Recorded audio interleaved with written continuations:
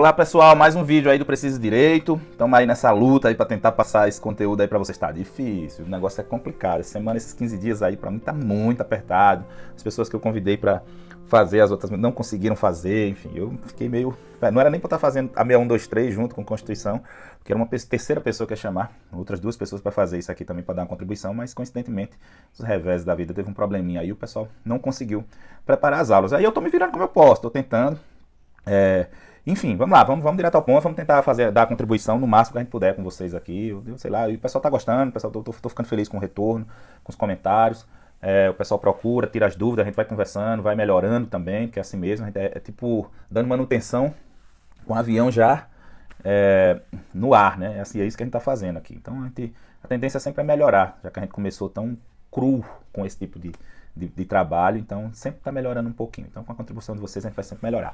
Bora lá, vamos direto ao ponto, vamos tentar aqui continuar nesse ponto aqui com a Lei 6123. A gente já tem um vídeo aí lá falando sobre os princípios, lá na Constituição da Educação. Lá tem um material, mesmo que você não assista o vídeo dos princípios da educação, vai lá na descrição desse vídeo que está aí no canal e baixa o PDF com o comparativo dos princípios, LDB, Constituição é legal, você aprende um pouquinho, dá uma baixada lá, baixa no seu celular, dá uma lida, é um material bom de revisão. Eu aconselho que você veja o vídeo e baixe o material, mas aí não dá tempo, é assim mesmo que funciona.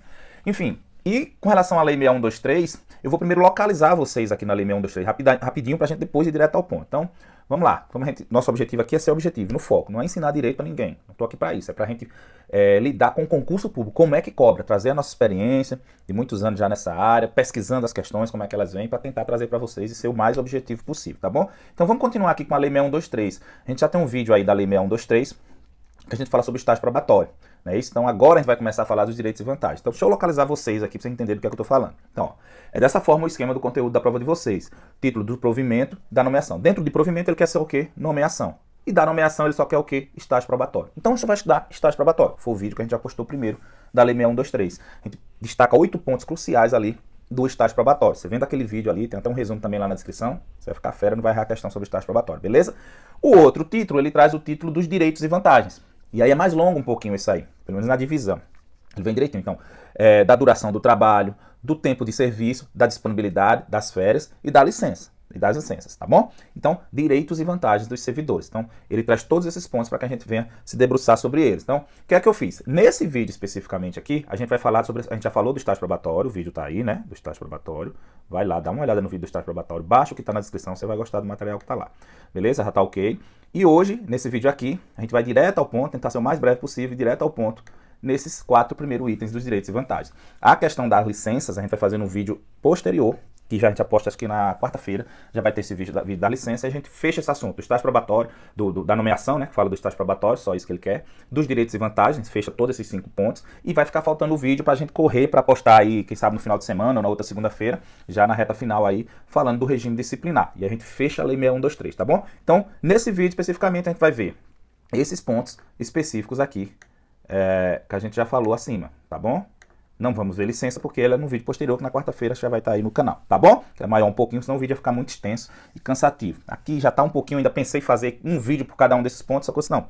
Vamos tentar ser o mais breve possível aqui, condensar tudo aqui no vídeo aqui, dar para tentar fazer um vídeo aqui de 30 minutos no máximo, é o que eu vou tentar fazer. Bora lá, gente. Então vamos falar de cada um desses itens. Duração do trabalho, do tempo de serviço, da disponibilidade e das férias, beleza? Vamos começar, vamos direto ao ponto aqui. Então vamos começar pelo primeiro, obviamente, duração do trabalho. Então, aconselho você ir lá no artigo 85 até 89, agora na lei seca, lá, baixa lá direitinho e lê. Vai lá no site do Poder Legislativo de Pernambuco, baixa essa lei. Eu vou deixar até o link na descrição para facilitar para você. E dá uma lida nesses artigos. Você tem que ler a lei seca, a lei no seu estado puro, você tem que ler. Faz a leitura descompromissada. Você leu, tá, vai surgindo umas dúvidas, depois você vem pro vídeo, ó, já abre a mente, depois volta para ler novamente, com os toques que a gente vai dar no vídeo, com os pontos que a gente destaca do vídeo, que como o examinador geralmente cobra para você, quando você for ler de novo, você já vai com a mente mais aberta. Então, leitura antes, vê o vídeo, leitura posterior. E aí depois você vai ficar só revisando com essa leitura da própria lei seca e buscando o entendimento baseado no que a gente disse aqui no vídeo. Isso dá certíssimo, tá bom?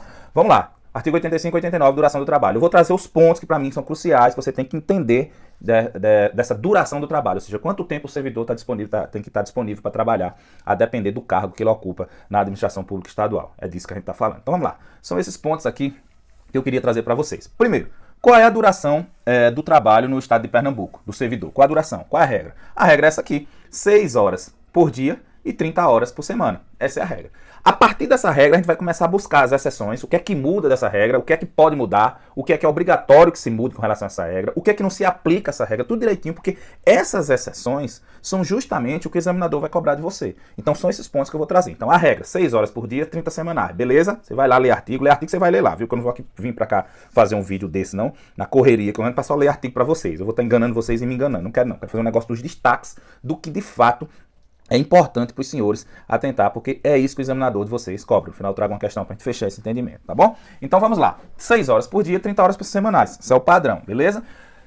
Primeira seção que eu trago para vocês, que a própria lei traz, quando você ler lá nos artigos você vai ver, que é justamente que tem profissões, tem cargos no setor público de Pernambuco e de qualquer outro setor também, vamos restringir a Pernambuco, qualquer outra esfera da federação, que não dá para se medir por unidade de tempo. Não bate, é incompatível. Entendeu? Então, quem trabalha com serviço externo, por exemplo, não se aplica essa questão de 6 horas por dia e 30 semanais. Entendeu? Não se aplica. Então, ele vai ter uma questão de produtividade, vai ter uma questão de dar a resposta do serviço que for determinado para que ele faça. Um exemplo disso, eu sou servidor do Tribunal de Justiça, só que eu sou técnico judiciário. Eu trabalho, sim, às 6 horas por dia e 30 semanais. Beleza? Eu trabalho. A regra é essa e eu estou dentro da regra, não encaixei nenhuma exceção por enquanto. Mas existe o colega meu que é o oficial de justiça. E o oficial de justiça justamente faz um trabalho externo. Não só, né? Mas faz muito esse trabalho externo. E não dá para medir por unidade de tempo. Ele nem bate ponto, que nem eu bato também. Porque não dá para fazer essa medição. Os critérios de avaliação, se o serviço está sendo prestado ou não pelo oficial de justiça, são outros.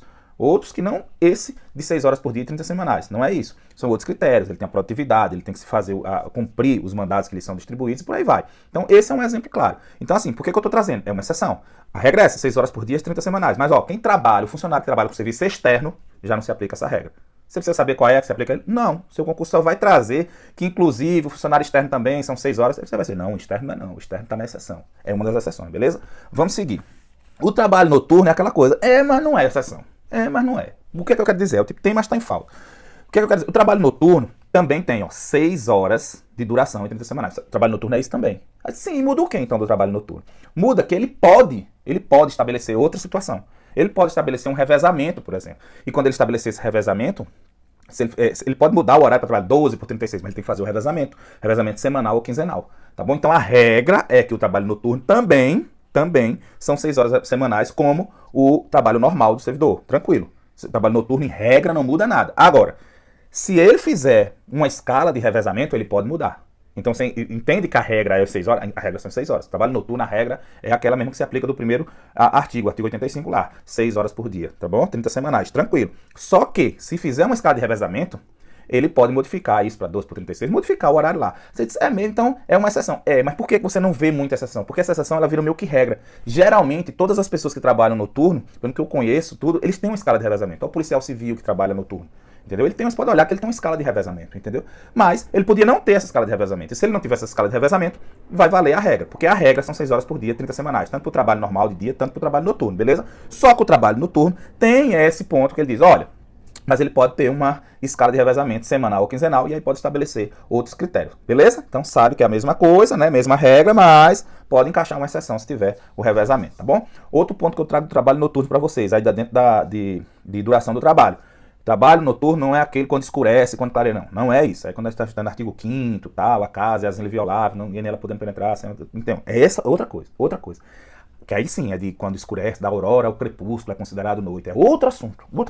Esse aqui, do trabalho noturno do servidor público estadual de Pernambuco, ele é considerado a partir das 22 horas noturno.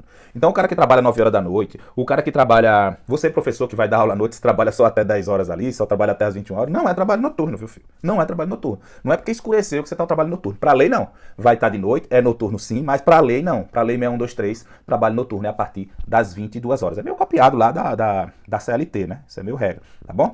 A CLT tem outras exceções lá, mas a regra é essa também, de 22 horas até as 5 horas do dia seguinte, tá bom? Isso é que é trabalho noturno. O cara pode trazer um exemplo lá pra você, numa questão, colocar 8 horas da noite e você lá encaixar, noturno. Não é noturno. Noturno é das 22, 20 horas, 21 horas, não é trabalho noturno pra lei, tá bom? Não esquece disso. Outra exceção é o trabalho técnico-científico. São vocês, né? E várias outras profissões que tem que trabalho técnico-científico. Você precisa pegar a listinha, o que é trabalho técnico-científico, esse cargo é trabalho técnico-científico, esse não é. Não, porque a questão vai trazer para você. A questão vai trazer para você e vai dizer, olha, o trabalho técnico-científico acabou. Você sabe que o trabalho técnico-científico não se aplica à regra das 6 horas por dia, 30 semanais. Porque a regra para o serviço técnico-científico é 4 horas por dia e 20 semanal. Ele foge daquela regra que tem lá padrão de 6 horas por 30. Ele entra nessa exceção, ele é diferenciado, 4 por dia, 20 semanais, tá bom? Então, outra exceção. Outra observação que eu quero fazer para vocês é esse trabalho aqui, ó, da questão da escala de revezamento. Existe uma escala de revezamento, por exemplo, essa do noturno lá, no trabalho noturno, a regra, 6 horas por dia, 30 semanais, igual ao trabalho normal. Mas pode, é facultado, se fizer uma escala de revezamento, ele modificar esse horário, fazer uma escala. Pode, beleza? Só que existe essa escala de revezamento que é facultativa, que é discricionária, por assim dizer, a autoridade pode fazer, a depender se ele vê que vai adequar melhor para a necessidade do serviço. E existe uma escala que ela é obrigatória. E qual é a escala obrigatória? É justamente do servidor que trabalha domingos e feriados. Esse servidor que trabalha aos domingos e feriados, um enfermeiro, por exemplo, uma enfermeira, eles obrigatoriamente, pela legislação, tem que ter uma escala mensal. Tem que ter uma escala mensal. Então não esquece disso. A escala de revezamento é facultada para o serviço noturno, para ele poder mudar o horário, beleza, mas existe uma escala de revezamento, que aí não importa se é noturno, se é de dia, que é obrigatória, e tem que ser mensal essa escala, que é para o servidor que trabalha em domingo e feriado. Isso, gente, a motivação disso é porque, o cara já está sacrificando domingo e feriado, né? Para ele poder trabalhar. Então nada mais justo que ele se programe e já fique sabendo durante o mês quais são os domingos e quais são os feriados nos quais ele irá trabalhar naquele mês. É uma proteção aí do trabalhador para dar uma qualidade de vida melhor para ele, entendeu? Para ele não ficar desprogramado, não sei se eu posso me programar para esse final de semana, porque eu não sei se eu vou trabalhar esse final de semana, não. Ele já sabe desde o início do mês, já está tudo programadozinho, entendeu? Ele vai ter um final de semana que ele vai trabalhar, no outro não vai, ele tem uma escala já pré-estabelecida. Então é por isso, essa escala mensal obrigatória, é obrigatória se trabalhar domingo e feriado. É obrigatório o setor e a autoridade fazer essa escala, tá bom? Então, esses são os pontos que eu quero trazer para vocês sobre duração do trabalho. É isso que a prova vai exigir de você. Saber a regra, 6 horas por dia, 30 semanais. Saber as exceções, que é o funcionário de serviço externo. Saber que o trabalho noturno, você aplica a regra, mas se tiver uma escala de revezamento semanal ou quinzenal, ele pode modificar essa questão do horário, entendeu? Fugir a regra lá, mas ele tem que fazer a escala. Saber que trabalho noturno não é quando escurece, é a partir das 22 horas, vai até as 5 horas do dia seguinte, não esquece disso, 22 horas, 10 da noite, tá bom? Não esquece, o cara mete 20 horas lá, você empolgado vai lá e marca que é a noite, não é 22, beleza? O serviço técnico científico, que são vocês mesmos, então são 4 horas por dia, 20 semanais, foge da regra também, mais uma exceção, e lembrando desse domingo e feriado, que o servidor que trabalha domingo e feriado, é obrigatório fazer uma escala mensal de revezamento, tá bom? Então, são esses pontos da duração do trabalho. Que é outra coisa bem sutil que eu preciso trazer para vocês ainda dentro de duração do trabalho. Duração do trabalho tem vários pontos que ele pode pegar você aí numa casca de banana. Eu trago esses dois nomes em vermelho aí, ó, regulamentos e autoridade competente. Por que eu destaco isso? Você, quando fez a leitura lá, talvez foi passando por esses nomes sem se atentar que isso é algo importante que você tem que ter em sua mente na hora de responder uma questão. E pode ser um questionamento do examinador para os senhores. O que é que eu quero fazer esse destaque para vocês? Por quê? Gente, quando a gente está lá falando lá de 6 horas por dia, 30 semanais, que é o trabalho normal, seja o noturno, seja o trabalho ordinário, o trabalho de dia. Se você vai falar do trabalho técnico-científico, está lá dizendo que é 4 horas semanais, ou 4 horas diárias, 20 semanais, beleza. Essas são as regras, existem exceções, tudo direito, mas essas são as regras. Trabalho técnico-científico, 4 por dia, 20 semanais, beleza. E o trabalho ordinário lá, 6 por dia, 30 semanais, o noturno também entra nessa regra, só se tiver uma escala de revezamento, não é isso? A gente já falou sobre isso, beleza. Só, gente, que existem nuances específicas dentro de cada maneira de se trabalhar, setor, para se adequar ao trabalho, que pode se modificar essa maneira. Ou seja, em vez de ser 6 horas por dia, vai surgir uma outra sessão que vai estar previsto em algum lugar. Dizer, olha, não, essa daqui a gente vai modificar. Para se adequar melhor ao serviço, é melhor que não seja 6 horas por dia. É melhor que a gente trabalhe mais um pouquinho aqui, fogue ali, alguma coisa desse tipo, entendeu? Fazer um ajuste nessa questão do horário. Porque ali são as regras, mas pode ter os ajustes. Por que eu trago regulamentos e autoridade competente? Porque, por vezes, esses ajustes podem ser feitos simplesmente pela autoridade competente, quem está ali para organizar, claro, justificado, porque não é de bolo, né? A gente está falando de serviço público. Então, essa justificativa ela tem que ser dada, mas a autoridade competente pode analisar a situação, o caso concreto, e modificar a situação daquele trabalho. Em vez de ser 6 horas por dia, ele colocar diferente. A autoridade, em vez de ser determinado horário, ele colocar outro horário. Beleza, pode. Mas nem existem outras situações que, para modificar, não basta a autoridade competente querer. Tem que estar previsto em regulamento. Então, por isso que eu trago esses dois pontos, regulamento e autoridade competente, para você saber. As mudanças podem ser feitas nessas regras que estão postas na lei? Podem. Por vezes, somente a autoridade competente pode fazer, sem precisar estar previsto em regulamento, e outras vezes tem que estar previsto no regulamento. A autoridade, eu queria mudar. Mas não está no regulamento, você não vai poder mudar. Entendeu? Então, qual o destaque que eu faço aqui? Quando que tem que estar previsto no regulamento e quando que a autoridade competente pode simplesmente mudar. No regulamento, o horário normal de trabalho, esse horário de 6 horas por dia, 30 semanais, que se aplica tanto ao de dia como ao trabalho noturno, né? Porque é regra também o trabalho noturno. As mudanças para se fazer nisso, digamos que o trabalho noturno o cara quer mudar, mas não quer fazer uma escala de revezamento, porque se ele faz a escala de revezamento, ele pode modificar, né? No noturno, pode, beleza. Mas ele quer fazer mais, ele quer fazer sem escala de revezamento, ele quer modificar esse horário. Mas a regra são 6 horas por dia, 30 semanais. Como é que ele vai modificar? Ele não pode, porque teria que estar previsto no regulamento. Por mais que ele queira, tem que prever no regulamento essa mudança. Entendeu? Esse é um dos pontos interessantes de saber. Não pode a autoridade competente mudar esse trabalho ordinário de 6 horas por dia, 30 semanais. Não pode. Não pode, porque ele pode estar com a melhor das intenções, mas se não tem uma previsão no orçamento, ele tem que fazer a previsão, no orçamento, desculpa, no regulamento. Se não tem essa previsão no regulamento, ele não tem autonomia para fazer. Tem que ver os meios legais para se passar a estar previsto e inserir isso dentro do respectivo regulamento da profissão que está a se falar. Tá bom? Então, e o outro ponto, é quando a autoridade competente pode fazer, em alguns casos ele pode? Pode. A próprio artigo traz lá no artigo 85 e 89 tem essa previsão que a autoridade competente pode modificar o horário justamente do técnico científico. Olha aí, isso é uma questão para vocês, pode vir uma questão dessa para vocês, entendeu? Anota isso aí, vai ser questão para vocês. A autoridade competente pode analisar o caso concreto e modificar, sem precisar falar de previsão em regulamento ou nada, ele pode dar essa abertura para ele do caso do trabalho técnico-científico. Esse que é de 4 horas, 20 semanais a regra. Ele pode modificar isso aí, claro, justificando tudo direitinho, como ele é serviço público, mas ele pode. Não precisa ter uma previsão no regulamento, assim como precisaria se fosse no caso do trabalho ordinário lá de 6 horas por dia, 30 semanais, tá bom? Então não esquece disso. Por vezes precisa previsão em regulamento, que é o ordinário, e outras vezes a autoridade competente pode fazer, que é o trabalho técnico-científico. Ele pode modificar isso, adequando a situação do trabalho para a necessidade do serviço que ele entender necessário, tá bom? Então vamos lá, não esquece disso não. Vou trazer uma questão aqui para a gente reforçar tudo que a gente acabou de ver. Para marcar verdadeiro ou falso, certo ou errado, que é o estilo do concurso de vocês, por isso que eu adaptei. Vamos lá. Olha o que o primeiro fala aqui, ó. A duração normal do trabalho será de 6 horas por dia ou 30 horas semanais. Até aí tudo ok, né? Sem problema. 30 semanais. Podendo extraordinariamente, e é isso mesmo, porque a regra é essa e para se modificar tem que ser algo justificado, ser prorrogada ou antecipada. Tranquilo. A critério da autoridade competente. Foi o que a gente acabou de falar. Pode sim mudar, pode sair dessa regra, mas para mudar, nesse caso do horário ordinário aqui, tem que estar previsto em regulamento. Não basta só a autoridade competente querer. Só recapitulando, a autoridade competente pode sim mudar em alguns casos, a própria lei traz essa previsão, no caso do trabalho técnico-científico. Não precisa dar previsão no orçamento. Por que eu estou falando orçamento, meu Deus? Previsão no regulamento. Ele pode fazer, mas só no caso do trabalho técnico-científico. Essa hora normal do trabalho, não. Tem que estar previsto em regulamento. Então, o erro da questão é ele dizer que a critério da autoridade competente pode ser modificado esse horário normal do trabalho. Não, a autoridade competente tem que estar prevista em regulamento. A autoridade competente só tem autonomia para fazer isso com o trabalho técnico-científico. Beleza? Considera-se noturno o trabalho executado entre as 18 horas de um dia até as 5 horas do dia seguinte. Bati nessa tecla para vocês, eu trago para que vocês lembrem que isso é importante, pode parecer besteira, mas chega na hora, 22 horas, que a partir das 22 horas é considerado trabalho noturno, até as 5 horas do dia seguinte, beleza? Não é porque escureceu que o trabalho é noturno, você vai trabalhar, vai ver gente trabalhando de 8 horas da noite, 9 horas da noite, ainda não é considerado noturno para a lei, ainda não tem uma remuneração diferenciada, ainda não tem não é obrigatório fazer, para mudar o horário, fazer uma escala de revezamento, não é, porque não está encaixado com trabalho noturno, tá bom? Então também está falso, porque esse trabalho noturno não é a partir das 18 horas, e sim a partir das 22 horas. Esse é o erro da questão, beleza? Vamos continuar. É expressamente vedado o estabelecimento de escala de revezamento. Olha aí, gente, expressamente vedado o estabelecimento de escala de revezamento. O erro da questão é dizer que é vedado expressamente a escala de revezamento. E não é. Na verdade, é o contrário. Ele traz uma possibilidade de escala quando se fala do trabalho noturno, que a regra são 6 horas, mas se tiver uma escala quinzenal ou semanal, pode modificar essa questão dessa regra. E mais à frente ele diz, olha, e se tiver trabalho, e aí não importa, pode ser trabalho de dia ou trabalho de noite, mas se tiver aos domingos e feriados, é obrigatória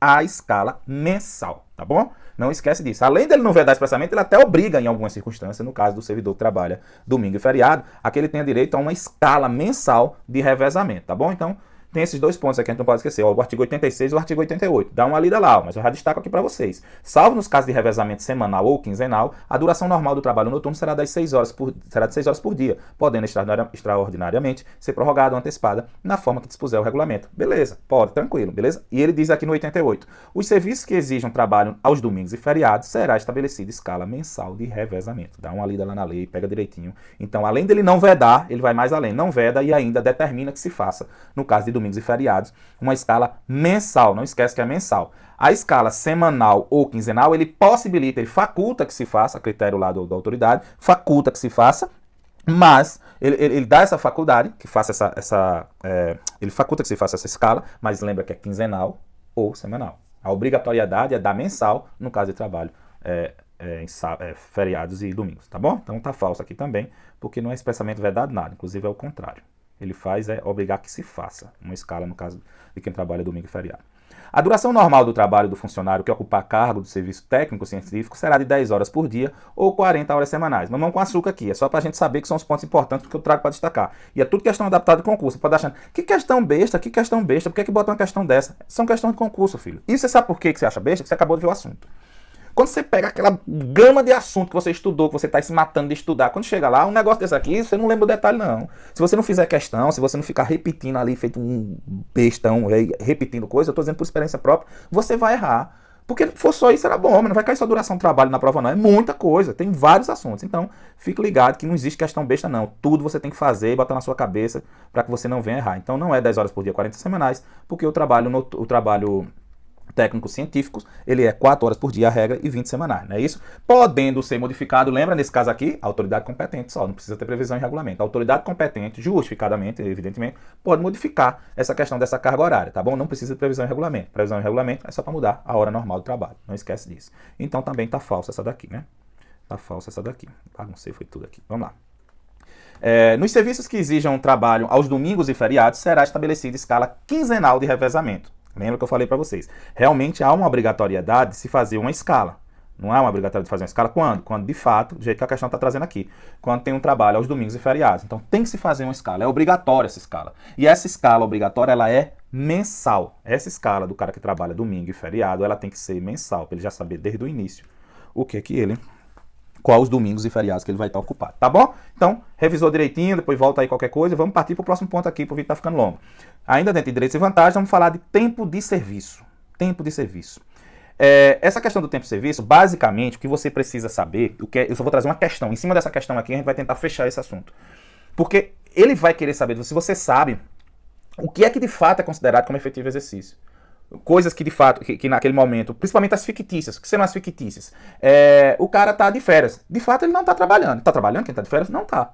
Só que é considerado como de efetivo exercício. Como se ele estivesse exercendo a profissão, exercendo naquele momento e contando para todos os efeitos aquele exercício. É justo, mas entenda o que eu tô falando. Tô dando um exemplo das férias. O cara que adoece, ele tá trabalhando? Não tá, mas é considerado como de efetivo exercício. Então, basicamente, você tem que ir no artigo 91, 90 a 94 que está lá, mas você vai no artigo 91 e você dá uma lida nele que você vai entender o que é que considera de efetivo exercício ou não, tá bom? Então, vou trazer as questões aqui para a gente passar por esse tema rapidamente aqui. Vamos lá, primeira, participação. Ele fala aqui, ó, a pergunta é a seguinte, em cima. De acordo com você, são considerados como de efetivo exercício. Aí ele traz uma listinha. São considerados como de efetivo exercício, precisa dizer verdadeiro ou falso.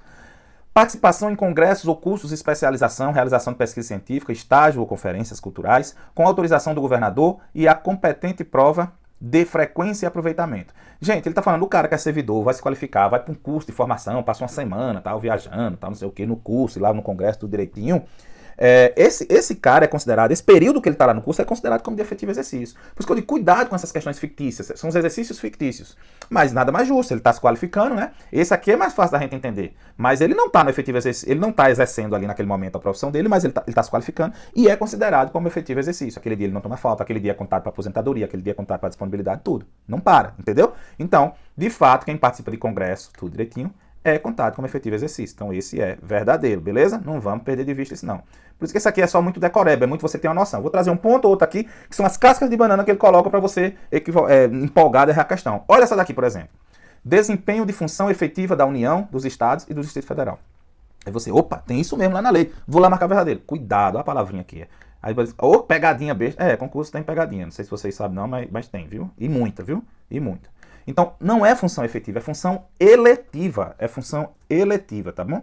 Aí ele bota isso aqui para você errar. Aí você lê na pressa, na hora da prova, e erra mesmo, viu? Empolgado. Isso aqui eu sei, não lê direito a questão, vai lá e erra. Então, não confunda, não é função eletiva ou efetiva, é função eletiva.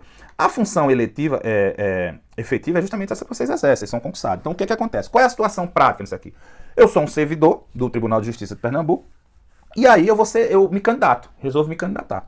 Me candidatar a um cargo de vereador, né, que pode ser na União, no Estado e no município, nos três. Ou de vereador, ou de deputado estadual, ou de deputado federal. Que Deus me livre dessa hora. Mas enfim, vamos lá, hipoteticamente, eu vou me candidatar e vem que eu vá me eleger. Meu Deus do céu. Aí eu vou exercer lá, vou me afastar, né, do meu cargo e vou exercer essa função eletiva. E aí, eu sou servidor estadual, mas não importa se minha função eletiva, se eu fui eleito para um cargo da esfera municipal, da esfera federal, da esfera estadual. Seja lá para onde eu fui eleito, para onde eu me candidatei, eu vou continuar contando como de efetivo exercício, como se em efetivo exercício estivesse, tá bom? Então, se eu falta 2 anos para me aposentar, eu vou me candidato, passo 4 anos para me aposentar, passo 4 anos como vereador de uma cidade. Esses 4 anos vão somar para esses 4 anos que está faltando lá, faltam 4 anos para me aposentar. Eu me elegi vereador, estou lá exercendo, 4 anos. Passou os 4 anos, somo com o tempo que tem lá, porque contou como de efetivo exercício, e eu vou ter minha aposentadoria. Então, é isso que vocês precisam entender. Então, o cara bota eletiva ou efetiva aqui, não é, eletiva. Se você foi eleito para esses cargos, e lembra, não importa, se você é servidor estadual, foi eleito para o município, ou na esfera federal, ou no estado, não importa, vai contar como efetivo exercício, tá bom? Então, essa está falsa por isso, não é função efetiva, são as funções eletivas, e conta como de efetivo exercício. Beleza? Vamos lá. Exercício de cargo ou função de direção, chefia ou assessoramento, quando posto à disposição de entidades da administração direta ou indireta, da União, dos Estados e do Distrito Federal. É outro ponto aqui também, gente. Olha, se eu sou um servidor do Estado, e eu fui chamado para exercer uma função, um cargo de chefia e assessoramento, dentro de outra esfera da federação, ou de outro órgão que seja, não tem problema. Então, digamos que me convocaram para ser um secretário, um assessor, ter uma chefia numa prefeitura qualquer, seja de que esfera for, município, claro, prefeitura no município, mas podia ser no estado, podia ser na esfera federal, não importa. Isso vai contar como de efetivo exercício. É como se ele tivesse, aí você, pô, você fez o concurso para um negócio e está sendo chamado para exercer uma função lá e vai contar como se você estivesse trabalhando. É assim que funciona. A lei fala isso, ó. Exercício, encargo ou função de direção. Agora tem que ser cargo ou função de direção. Não é que eu fiz um concurso para aquele outro, não é isso. Eu fui chamado, é um exercício de livre nomeação e exoneração. Um secretário de Estado, um secretário de uma prefeitura, um ministro. Mas me chamaram para ser ministro. Minha Nossa Senhora. Aí conta como se de efetivo exercício tivesse. E lembra, a sutileza disso aqui é que não importa a esfera da federação para qual você vá. Se é para exercer um cargo de assessoramento, de chefia, pode ser no município, pode ser no estado, pode ser na esfera federal. Vai contar como se efetivo exercício ficar. Você fica licenciado ali afastado para exercer seu cargo, mas conta como se você tivesse no exercício da sua função, tá bom? Isso serve tanto para esses cargos de chefia e assessoramento, quanto para os cargos eletivos, tá bom? Então, esse daqui tá ok, verdadeiro também, beleza? Vamos continuando aqui. Licença-prêmio. Então, esse daqui, ó, licença-prêmio, que vai incluir também aqui dentro desse aqui férias também, esse tipo de coisa, também conta também. Quem tá de férias, quem tá de licença-prêmio. Licença-prêmio você tem depois de 10 anos de serviço público. Eu tenho direito de licença-prêmio agora, é sensacional licença-prêmio. Os caras ficam putos com a gente na servidão de licença-prêmio. Mas enfim, a gente não tem estabilidade, a gente não tem não vai entrar nessa discussão com vocês não. Vamos voltar pro ponto aqui. Enfim, aí eu vender meu peixe aqui. Mas enfim, licença-prêmio, férias, licença-prêmio é aquela que você adquire depois de 10 anos de efetivo exercício. Ela conta como se estivesse no exercício. Por exemplo, quando a pessoa está chegando para aposentar, faltando 6 meses para aposentar, o cara tem uma licença-prêmio que ele não tirou, ele vai lá e tira naquele momento, entendeu? Pode tirar. E aí ele completa os 6 meses já de licença-prêmio, depois ele tira, tá bom? Pode ser isso, porque também a licença-prêmio vai aprender, quando a gente está falando também de direitos e vantagens também, acho que a gente vai falar disso também, que a licença-prêmio ela conta em dobro, se ela não for gozada no período que você estava no exercício, mas é outro assunto. Mas enfim, a licença-prêmio, ela conta como se estivesse no efetivo exercício, como fosse férias, entendeu? Mesma coisa. Mas lembre que é fictício, né? Você pode olhar, você não está exercendo naquele momento a atividade, não está, mas conta como se você estivesse no exercício. Outra questão é júri. O que é júri? Ele botou só júri aqui, reduzido aqui, mas é você participar como jurado. Como réu não, viu gente? É como jurado. Não vai pensar que é como réu não.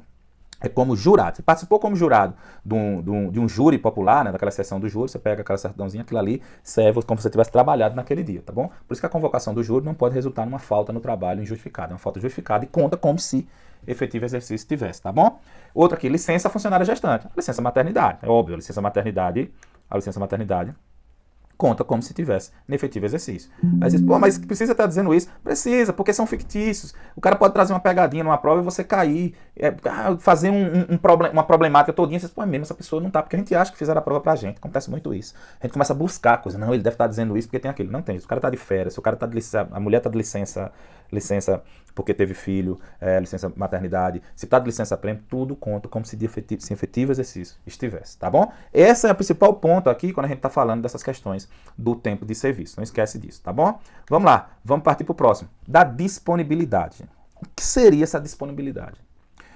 Gente, essa disponibilidade é um dos pontos bem interessantes que mostra o que de fato, a importância de você ser um servidor estável, ser um servidor efetivo. Lembra quando a gente fala de estágio probatório, tá o vídeo aí direitinho. Ser um servidor que você prestou um concurso, entrou a servidor efetivo, tomou posse, a partir dali você começa sendo avaliado, estágio probatório. Tem um vídeo aí direitinho, vai lá ver. 3 anos você sendo avaliado periodicamente, com várias questões, né, assiduidade e tal, tudo direitinho. E aí dali você ganha sua estabilidade. A estabilidade, ela gera vários direitos para você, ela dá mais uma segurança para você no cargo público. Uma delas, que eu vejo logo como primeira vantagem, é essa da disponibilidade. Você passa a ter direito a ficar em disponibilidade. O que é isso? Pode acontecer de alguns cargos tornarem desnecessários à administração pública. Extinguir esses cargos por algum motivo. Pode acontecer isso. Pode acontecer. Eu ia citar um negócio aqui, pode ser que eu arrume uma confusão, o cara fique bravo comigo. Mas, enfim, para o debate eu estou trazendo. Fala-se muito na função do oficial de justiça, né, no judiciário, que diz que é uma figura que está se acabando. Eu acho que isso aí é muito difícil que se acabe por agora. Mas fala assim, existe essa conversa, né? A gente conversa sobre isso. Então poderia extinguir o cargo, por um lado, de oficial de justiça, por exemplo. E se extinguir esse cargo, quem tem estabilidade, quem já passou pelo período de estágio probatório, ele não vai ser demitido, não vai sair não, exonerado não vai não. Ele vai passar para disponibilidade. Ele vai ficar lá, ó, recebendo proporcionalmente seus proventos, tudo direitinho. Ele não vai ser prejudicado diretamente com isso, sendo exonerado não, tá bom? Então, é um dos principais pontos, é quando você está... por isso que é importante você ser estável no serviço público, passar pelo estágio probatório, que dá uma segurança se acontecer um negócio desse, você não vai para a rua, tá bom? Você fica em disponibilidade recebendo seu dinheiro. Então, vamos fazer alguns destaques aqui sobre a disponibilidade. Como eu falei, é no caso de extinção ou declaração da desnecessidade do cargo pelo Poder Executivo. Ele vai dizer que aquele cargo, justificadamente, não serve mais para a administração, é uma coisa ultrapassada, tal. Digamos que tivesse... Parece que até hoje tem o ascensorista, parece que é o cara, aquele que fica no elevador, né? Parece que em Recife, até hoje tem, alguns prédios públicos mais antigos. Porque os caras continuaram, já existia. Hoje não tem mais concurso para ascensorista, não tem mais isso. Cada um vai lá e aperta seu botãozinho, beleza. Mas antes tinha essa questão do cara que estava lá só para subir e descer o elevador, tá bom? Você vai no elevador Lacerda, ainda tem uma galera lá fazendo isso aí, tá bom? Então, assim, existem cargos que podem tornar desnecessário. Ele fazendo isso, aí existem algumas ramificações disso aí. Então, quem é que vai ficar nessa disponibilidade, com os proventos proporcionais ali pelo seu serviço prestado, que não vai ser exonerado? Só o servidor estável. Só o servidor estável. Se ele não for estável, ele não vai ter esse direito de ter a disponibilidade para ele, entendeu? Ele vai ser exonerado, tá bom? Se o cargo que ele está for considerado desnecessário pelo poder público justificadamente. Então, o servidor estável é o que fica em disponibilidade. Ele vai para ali ficar afastadozinho, sem trabalhar, recebendo proventos proporcionais, porque o cargo dele tornou-se desnecessário e foi extinto pela administração. Mas tem que ser estável, beleza? Outro ponto, não pode exercer outro cargo nem prestar serviço público no período no qual estiver em instabilidade. Então eu sou um servidor, um ascensorista, aí declarou que não precisa mais. Meu cargo de técnico judiciário declarou que não precisa mais, é extinto. A administração disse que agora é tudo robô que a gente vai botar aí, esse cargo aí não precisa mais não. Beleza. E o que é que acontece comigo? Eu tenho estabilidade, eu sou há 11 anos servidor do tribunal, já passei pelo estágio probatório, sou um servidor estável. Mais de 3 anos, né? Passei tudo direitinho, servidor estável, tranquilo. Ele vai dizer, olha, você está quanto tempo? Pronto, então nós vamos dar proporcionalmente seus proventos, você está 11 anos trabalhando, 11 anos contribuindo, e você vai, claro que eu vou ter prejuízo, vai reduzir meu salário, mas eu não vou ser exonerado. E aí você vai ficar na disponibilidade, tranquilo lá, quietinho no seu canto, recebendo seus proventos proporcionais, mas não vai ser exonerado, porque você é um servidor estável. O cara que entrou no TJ, técnico judiciário, há 1 ano, 2 anos, que ainda está no período de estágio probatório, ele sai fora, ele perde esse direito, entendeu? Então, só que ela diz, ó, você vai ficar no seu cantinho aí, agora você não pode exercer outro cargo não, viu? No serviço público. Se você começar a trabalhar em outro cargo aí, você está em disponibilidade, mas você está vinculado aqui. Você não pode exercer outro cargo, não. Você não pode acumular cargo público, não. Mas eu estou no cargo público, tá, você está na disponibilidade, você não foi exonerado, então se você for exercer outro, você vai estar acumulando. Então você não pode exercer e prestar serviço público no período que estiver em disponibilidade. Agora presta atenção aqui. Esse ponto é importantíssimo.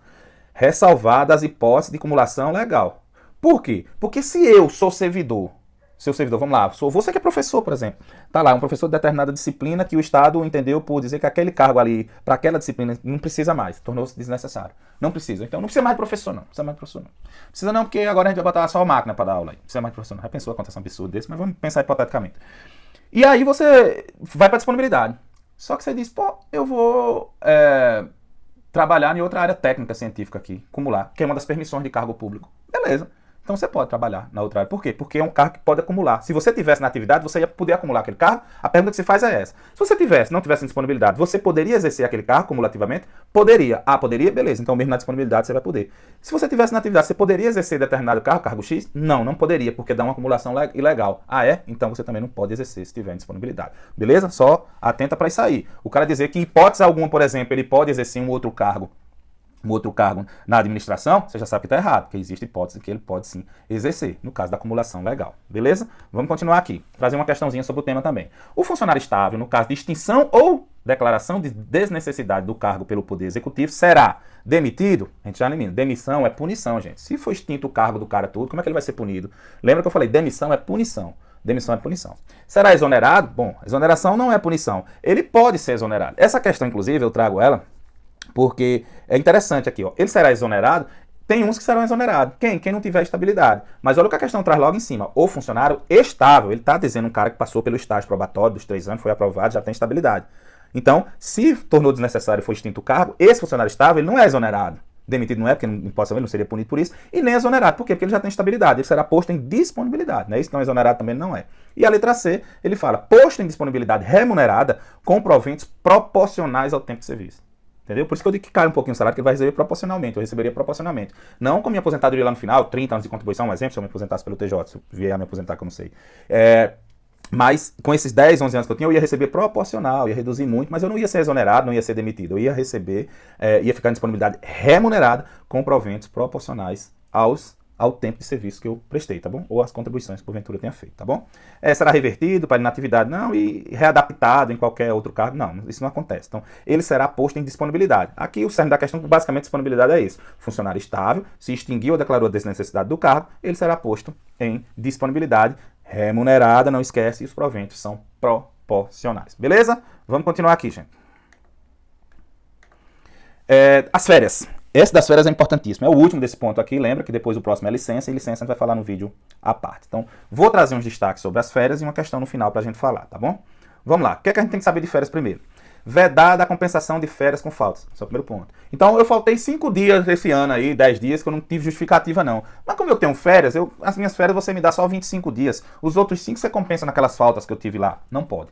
E é isso que o artigo quer dizer, é verdade, é levar a conta de férias qualquer falta ao trabalho. Pode ler, lembra que eu falei, vai lá nos artigos e dá aquela lida sem compromisso, do artigo 103 ao 108A. Dá uma lida, pô. Se você não fez ainda, vai lá, dá uma lida legal. Você lê, quando você vem pro vídeo, você abre sua mente. Depois, quando você volta novamente para ler, você já tem aquela primeira leitura. Vendo aqui o vídeo, as observações que a gente faz pontuais aqui, você volta com a mente lá para a leitura e isso fixa o assunto, tá bom? Então, vamos seguir. Uma das coisas que tem lá dentro desse artigo é a vedação de compensação de férias com falta. Ele fala lá, é vedado levar a conta de férias, qualquer falta ao trabalho, alguma coisa desse tipo. Então não pode, não posso compensar, tá bom? Outro ponto, vedação de fracionamento e cumulação de férias. Então a regra é que as férias não podem ser fracionadas. A regra é essa. O que é fracionado? Vou tirar 10 dias agora, vou tirar mais 10 dias depois, mais 10 dias depois. Não pode. É a regra, gente. E ela não pode ser acumulada. Ou seja, todo ano você tem que tirar férias. Você não pode ficar com férias dentro. Aí você vai dizer, ah não, mas eu vejo que o pessoal tira férias, fica com 2 férias dentro. Eu vejo que o pessoal fraciona férias. Bom, é por isso que concurso é bicho traiçoeiro. Eu estou trazendo a regra, porque o artigo traz que a regra é essa, vedação de fracionamento e acumulação. Não pode fracionar, não pode acumular. A regra é essa, entendeu? A regra. Se é a regra, tem exceção, tá bom? Se é a regra, tem exceção. Então, quais são as exceções? A exceção ao fracionamento, necessidade do serviço. É bem genérico isso. Por exemplo, eu sou servidor do tribunal, né? A regra é que eu não fracione férias, mas tem lá uma regulação que ele diz, olha, a não ser que seja por necessidade do serviço. E aí eu faço meu requerimento, o juiz analisa, diz, olha, o meu chefe imediato analisa e diz, olha, realmente pelo serviço, ele tirar férias agora dos 30 dias vai prejudicar aqui o trabalho. E coloca lá, por necessidade do serviço. E o cara consegue fracionar, beleza? Então, mas tem que ter a necessidade do serviço, tem que justificar. Nem que seja faz de conta, mas tem que fazer, tá bom? Não precisa de muito detalhe, mas tem que justificar. Exceção ao fracionamento, a necessidade de serviço. A regra é que não fracione, mas se for fracionar, tem que justificar que o serviço, que é necessário ao serviço naquele momento que se fracione, que não se tire os dias completos de férias, tá bom? Essa é a primeira exceção. E a exceção, acumulação. 2 pontos que a gente tem que destacar. A exceção às férias é a necessidade de serviço. Ponto. Beleza. A exceção à acumulação de férias, que é você, tenho direito a tirar férias esse ano, mas o meu chefe disse, olha, esse ano não, vai estar muito complicado aqui, você vai acumular, ano que vem você tira, fica com uma dentro aí, esse ano não vai dar não, porque tem 2 anos para ele fazer isso. Então o que é que acontece? Imperiosa necessidade, já não é só uma necessidade de serviço, o cara tem que dizer especificamente por que ele não vai me dar minhas férias, olha, por isso está acontecendo isso, meta tal, esse ano vai acontecer coisas que precisa desse servidor aqui, vamos deixar todo mundo para tirar férias, e ele justificar direitinho, tudo direitinho explicando. Então imperiosa necessidade, não é só a necessidade de serviço. Imperiosa, essas palavras têm poder, essas palavras têm força dentro de uma lei. Não é uma simples justificativa a necessidade do serviço, não é imperiosa necessidade. E outra, ele dá um período máximo fazer, no máximo 2 períodos de férias. Não pode ser 3, 4, 5, o cara passa 10 anos dizendo que eu não posso tirar férias porque vai prejudicar lá o trabalho. Não, não pode, você pode fazer isso no máximo 2 períodos. Chegou em 2 períodos, meu filho, se vire, dê seu jeito e dá minhas férias aí de qualquer jeito, tá bom? Então tem essas limitações aí, beleza? Outro ponto, não perde as vantagens do cargo durante as férias. Tudo que você recebe quando você está no exercício, se você tirou de férias, você vai levar junto. Se você tem um cargo de comissão, tem um cargo de confiança, tirou férias, vai receber aquela vantagem do cargo. Eu, por exemplo, sou servidor do TJ, sou técnico judiciário, e eu tenho função, estou tendo função nesse momento. Se eu vier a tirar férias, aquela vantagem que eu recebo pela minha função vai junto também, eu recebo junto das férias também. Não é porque eu fui tirar férias que eu vou perder as vantagens daquele cargo quando eu estava na atividade, tá bom? Então, não perde vantagem do cargo durante as férias. Tudo que recebe ali dos cargos dele vai receber durante as férias, beleza? Gente, eu vou trazer um vídeo para vocês, vou botar um vídeo para vocês agora, vídeo de 15, 20 segundos do TikTok aí, eu gosto do TikTok, ela tá lá, tem cabaré, está desse jeito no TikTok, tudo que o TikTok abre tem cabaré, é uma esculhambação, mas enfim, eu gosto, passa tempo, eu gosto de bacaninha, tem umas coisinhas bacanas lá, eu vi um negócio esses dias lá, vou botar o vídeo aí para vocês, quando voltar o vídeo eu explico, veja aí o vídeo aí. Só pra avisar que semana que vem eu entro em férias, tá bem? Ok, como é que eu faço pra entrar em contato com você? Espera eu voltar de férias. Ah, mas e se precisar resolver alguma coisa importante? No caso, você pode ligar pra outra pessoa, né? E se for uma emergência? 190? Pronto. Esse vídeo, né, do TikTok que eu baixei aí, eu achei interessante, aleatoriamente eu passando os vídeos e passou esse videozinho aí, eu disse, olha que coisa interessante, né? Porque é interessante o vídeo que ele é falando mais da qualidade de trabalho, né? Que é justamente, às vezes a pessoa tira férias, fica a gente ligando, fica perturbando, e a pessoa termina tirando as férias trabalhando mais do que se estivesse na atividade, se estressando mais, é o momento de você descansar. Beleza, eu entendo isso. Mas infelizmente, o mundo real é muito cruel. Então, se você tira férias, você tem sim que dizer, ao contrário do que o vídeo relata, você tem que sim que dizer ao seu chefe imediato aonde você pode ser encontrado. Um contato que você pode se localizar localizar você na hora que ele quiser.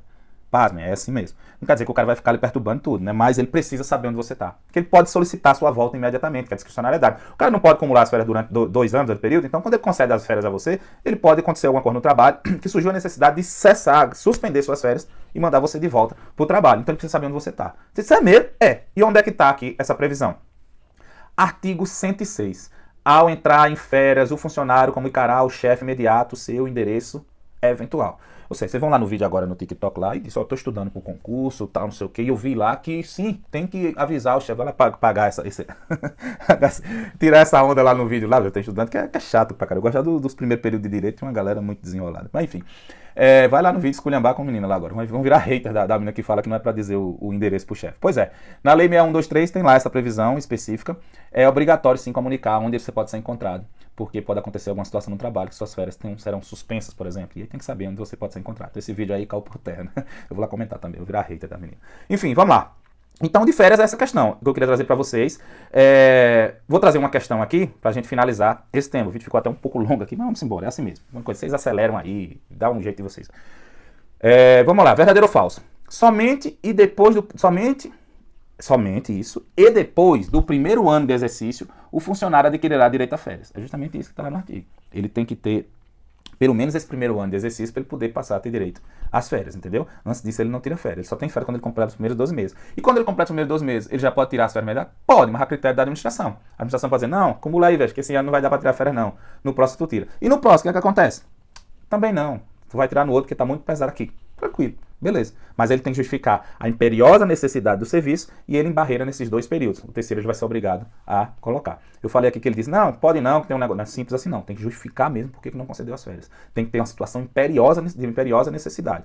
Diferente do fracionamento de férias, que pode simplesmente informar a necessidade do serviço sem muitos critérios mais rígidos. Mas essa questão da acumulação de férias tem que ser imperiosa necessidade. A palavra é outra, tá bom? No máximo por 2 períodos. Então, realmente, mas voltando para a questão, ele só adquire o direito às férias após o primeiro ano de efetivo exercício, tá bom? Verdadeiro aqui, essa alternativa. Vamos lá para outra. É vedado o fracionamento do período de férias, salvo por necessidade de serviço. Pronto, a regra é essa mesmo. Vedado o fracionamento de férias, como é vedado também a acumulação de férias. Tudo é vedado, essa é a regra. Mas a exceção, tem lá, no caso da exceção do fracionamento das férias é necessidade do serviço. Informou que tem necessidade de serviço, pode justificar que se fracione as férias e não tire os 30 dias direto, tá bom? É muito mais simples do que se possa imaginar, beleza? Mas a lei fala que a regra é que não se fraciona férias, tá bom? Tem que tirar os 30 dias, é direito do servidor, mas por uma necessidade de serviço, pode-se entender de não conceder nesse momento, as férias por completo, dividir. Durante as férias, o servidor perderá o direito às vantagens do seu cargo ou função. A gente viu lá que durante as férias não perde o direito às vantagens do seu cargo. Não perde nada, tá bom? Não, lembra disso aqui. Durante as férias recebe todos os direitos inerentes às vantagens do cargo. Então o erro está dizer aqui que perde esse direito. E não perde, tá bom? Durante as férias. Então tá falso essa daqui. Beleza? As férias dos membros do magistério corresponderão às férias escolares, obedecidas às restrições legais e regulamentares. Aí são os senhores, né? Os senhores bem sabem dessa questão, né? As férias coincidem com as férias escolares, as férias dos professores, do magistério, não é isso? Tá lá na lei também, mas vocês já sabem isso na prática. Muitos dos senhores, que eu sei que muita gente está fazendo concurso e já é até professor. É uma vantagem vocês também poder acumular, não é isso? Então, verdadeiro, beleza? E que você que está agora para entrar também saiba disso, que as férias coincidem com as férias escolares, tá bom? Vamos lá. Verdadeiro também essa daqui, né? Bacana. Vamos lá, vamos para a penúltima ali para a gente finalizar esse vídeo, que já ficou longo por demais. Não preciso dar qualquer satisfação à chefia no período das férias. Lembra que eu falei? Tem que dar satisfação sim, tem que dizer onde é que pode ser encontrado. Ah, tô na praia, vou viajar. Beleza, deixa o telefone disponível para precisar de você, para cessar suas férias, entendeu? Não é precisar, gente, para... É porque o servidor tem que saber que ele está vinculado àquele órgão ali. Então ele precisa dar sim satisfação ao chefe, mas o que tem pontualmente na lei é que ele comunique como ele pode ser encontrado, o local onde ele pode ser encontrado, o meio pelo qual ele pode ser encontrado. Tem que fazer essa comunicação. E com as tecnologias hoje, tem que informar número de celular, tem que dar os meios de chegar até a pessoa. Se você for ver a jurisprudência sobre isso, tem também essas informações, tá bom? Então tem que dar satisfação sim, bebê. Não vai adicionar, tô de férias que se exploda, não é assim não, viu? Acabando a toca, viu? Vai ter que dar satisfação sim. Beleza? Então, ele não é preciso qualquer satisfação, é preciso sim. Falso. Beleza? Bom, gente, vamos para a última alternativa. Esse verdinho insiste em coisa aqui, mas é o vermelho, né? Para ficar tudo direitinho aqui, para não bagunçar o negócio. Vamos lá. É proibida a acumulação de férias, salvo imperiosa necessidade do serviço de até o máximo de 2 períodos, justificado em cada caso. É reprodução do artigo que vocês devem ter lido aí. Realmente a regra, bota na cabeça de vocês. Vocês vão ver muita gente acumulando férias, você vai ver muita gente fracionando férias, beleza. Mas a regra é que não se pode fracionar férias, a não ser por necessidade de serviço. A regra é que não pode acumular férias, a não ser por imperiosa necessidade. Vocês não esquecem dessa palavra, pelo amor de Deus. Vocês já podem errar uma questão por causa dessa imperiosa necessidade. Se ele coloca aqui na alternativa que é vedada a proibida a acumulação de férias, salvo necessidade do serviço, está errado. É imperiosa necessidade do serviço. Só necessidade de serviço é só para fracionamento de férias. Para não acumulação de férias, para poder justificar que vai acumular as férias, é imperiosa necessidade do serviço até o máximo de 2 períodos. Não esquece desses detalhes. Isso pode fazer ser uma questão de fazer a diferença do seu concurso lá no final. Tá bom, gente? Então, vamos lá. O próximo desses direitos e vantagens, como eu já falei no início, é justamente as licenças. Aqui para quarta-feira eu posto o vídeo só falando sobre as licenças. Explicando licença prêmio, como é que ela é concedida, quem tem direito, licença maternidade, todas essas licença para tratamento de saúde da pessoa da família, licença para trato de interesse particular. Eu vou falar de cada um deles nesse vídeo, acho que na quarta-feira vai estar postado aí para vocês, tá bom? Então, gente, por hoje é só. Era isso que eu tenho que trazer pra vocês. O vídeo deve ter ficado um pouquinho longo aí, mas não tem problema, é assim mesmo, não tem como ser diferente, tá bom? Abraço, eu tô na correria danada, doido pra fazer esses vídeos aqui, querendo passar pra vocês, querendo contribuir de alguma forma, mas infelizmente eu não consigo dar conta de tudo não. As pessoas que iam me ajudar a fazer isso aqui tiveram problemas também, não conseguiram, mas eu tenho um sonho ainda que esse canal vai conseguir, eu vou conseguir implantar a ideia que eu tenho desse canal mais pra frente, de ser um ponto bem de referência pra ajudar muita gente, principalmente aqui na região, porque na época que eu estudava pra concurso a gente não tinha muita opção não. Então hoje, se eu tenho essa possibilidade de alguma maneira contribuir, eu tenho que fazer da melhor maneira possível, tá bom? E a gente vai crescer isso aqui com a ajuda de vocês. A galera tá comentando, tá pedindo. Tem até umas perguntas pra responder que eu vi ali nos outros vídeos, vou ver se eu respondo agora. Enfim, abraço pessoal e qualquer coisa, dá o feedback aí, a gente vai melhorando cada vez mais, viu? Valeu, abração. Quarta-feira tem, viu, o vídeo da licença, viu? Que a gente vai postar. Valeu, abraço.